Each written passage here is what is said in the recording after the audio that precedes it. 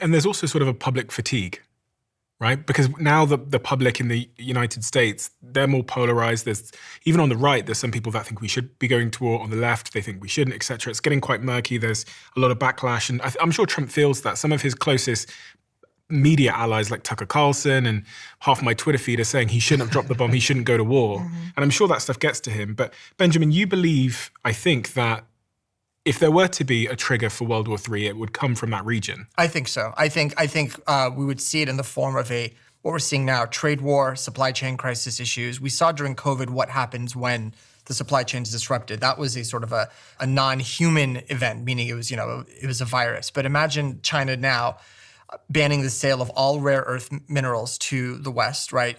These are minerals that are used in the construction of lithium-ion batteries, microchips, processors, things of that nature.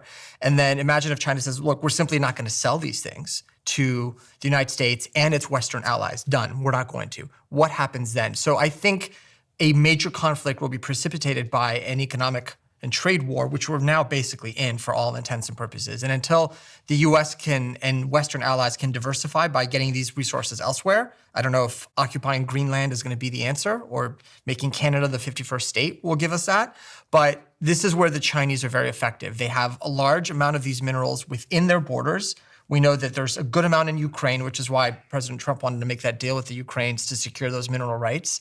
But this all goes back to trade and technology. You don't need to control territory for territory's sake now. You need territory that has something that's vital, whether it's oil, less so these days, arguably, but now it's rare earth minerals and access to trade routes. That is where you start messing with that, you are then lighting the fuses of war. Which are already being messed with. Everything that you just rattled off is already in motion. It's already happening. It's part of why I make the claim that World War III is already happening. If China invades Taiwan, if China takes Taiwan administratively, judiciously, militarily, however they choose to go in there, because we keep thinking that they're going to like send warships in and weaken the battlefield with missiles or something. That's not how they took Hong Kong. They took Hong Kong administratively and then just moved in the police after saying we have legal right. That's exactly what they're doing in Taiwan. They even have a parliament in Taiwan that's majoritively pro-China, right? So they meddled with the elections in January enough to win a majority in the parliament, even though they lost the presidency, right? So I actually, and I think we're seeing the same messaging coming out of Europe, if China moves on Taiwan, the world kind of does this, and Taiwan's alone. Not only because the president's distracted, but also because NATO is distracted, Europe is distracted, and the last thing anybody wants is to fight over there when there's so much bullshit happening over here. But the thing is, they don't even need to move in and invade. All they have to do is block shipping routes, which they can do. Yep. No one's going to challenge them on that, and basically stop selling these rare earth minerals to every country that wants them. What do we do then? Russia's not selling us what it has. Russia can choose to do the same thing. But that's not going to turn into a kinetic war. The United States, won't, right? It won't, exactly. It'll turn into more of what we're already seeing: more tariffs and more threats and more trade and more of the same stuff that we're already seeing, which is a big part of why I think we're already in the middle of that. I agree. That is the war we're in right now. It just doesn't look like the wars of the past. Mm-hmm. I think it was Biden that said or suggested that if China were to invade or take Taiwan, then there would be a war. We'd be in a war. But it doesn't need to. It doesn't need to. For China to win, it doesn't have to set foot on Taiwanese soil. All it has to do is basically isolate Taiwan economically, trade-wise, and then dare anybody else in the West or elsewhere to do anything about it. Will they do anything about it? That's really difficult to see. Even France, even the president of France just came out recently and was like, if China takes Taiwan, I don't think France is going to get involved. Yeah.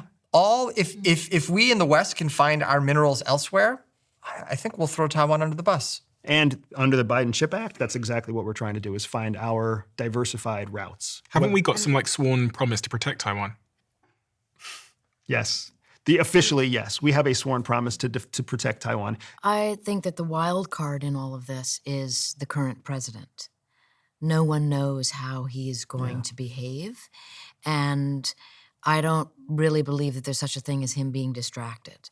I think that he will put his focus on whatever it is he chooses, and then that becomes the attraction. Yeah. Xi Jinping also knows that he needs a win right now, and he also knows that there's a huge economic benefit by ingesting Taiwan and Taiwanese semiconductors and Taiwanese infrastructure and Taiwanese capabilities, because all of the United States IP for semiconductors was developed here, and it's all being built there. So when you take that, you get everything there that's a physical infrastructure and everything here that's intellectual property. Has the probability of nuclear war ever been higher in the last